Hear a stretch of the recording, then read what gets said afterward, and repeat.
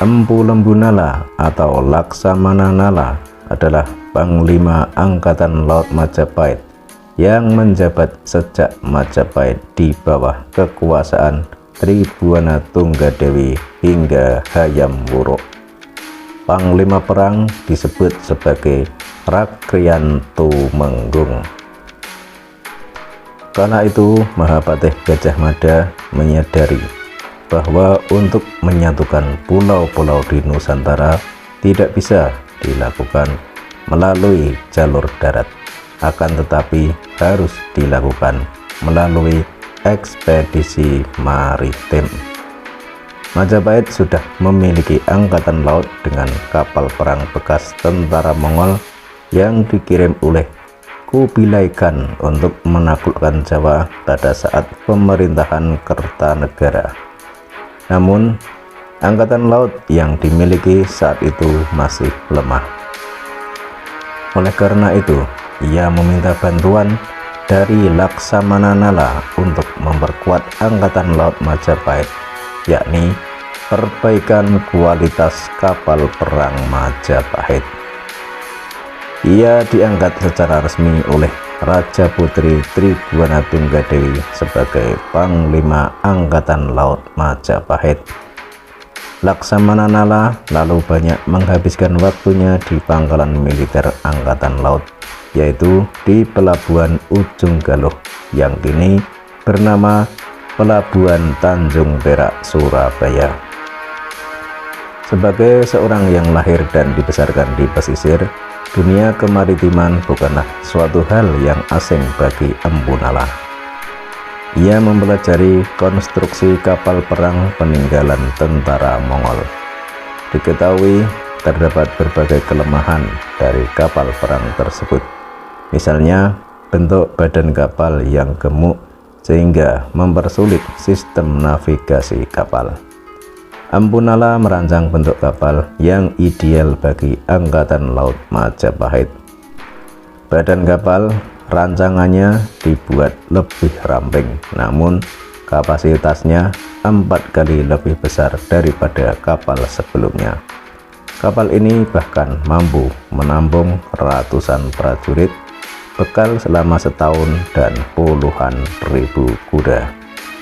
Kapal rancangan Laksamana Nala terbuat dari sejenis kayu raksasa yang tumbuh di pulau yang masih dirahasiakan hingga kini. Selain itu, kapal perang Majapahit dilengkapi dengan meriam catbang. Setelah internal Angkatan Laut Majapahit dibenahi, Laksamana Nala mulai memimpin ekspedisi maritim ke seluruh Nusantara di bawah pengawasan Gajah Mada.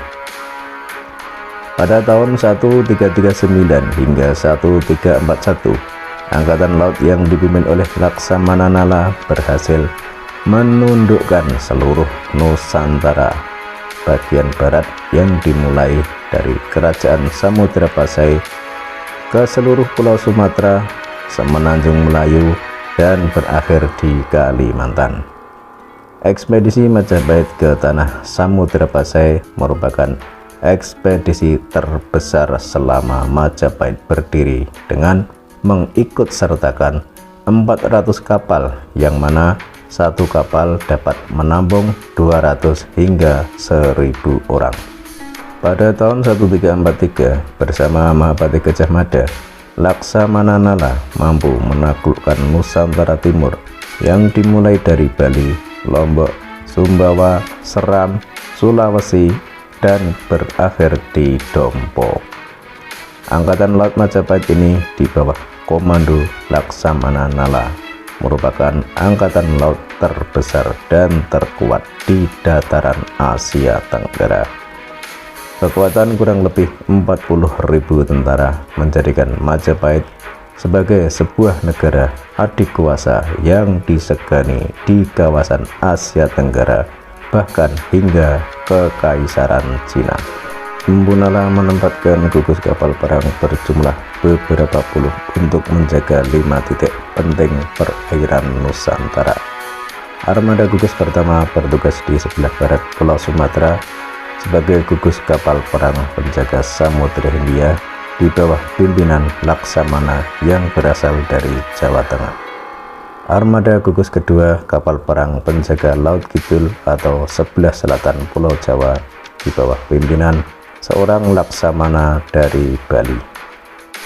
Armada gugus ketiga bertugas menjaga perairan Selat Makassar dan wilayah Ternate, Tidore, dan Halmahera di bawah pimpinan seorang Laksamana Putra Makassar.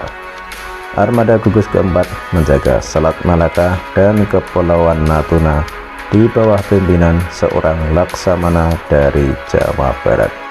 Armada gugus kelima menjaga Laut Jawa hingga ke arah timur sampai Kepulauan Rembah-Rembah Maluku. Armada gugus kelima menjaga Laut Jawa hingga ke arah timur sampai Kepulauan Rembah-Rembah Maluku. Armada Jawa ini mengibarkan bendera Majapahit ditambah lagi bendera emas simbol Istana Majapahit. Biasanya dipimpin oleh seorang Laksamana berasal dari Jawa Timur. Setiap armada gugus kapal perang terdapat kapal bendera tempat kedudukan pimpinan komando tertinggi bagi semua kapal penyerang, kapal perbekalan, dan pelindung kapal bendera itu sendiri. Dari kelima armada Majapahit itu, beban berat ialah menjaga perairan Selat Malaka dan Laut Cina Selatan yang penuh perampok yang berpangkalan di sekitar wilayah Champa, Vietnam, dan Tiongkok.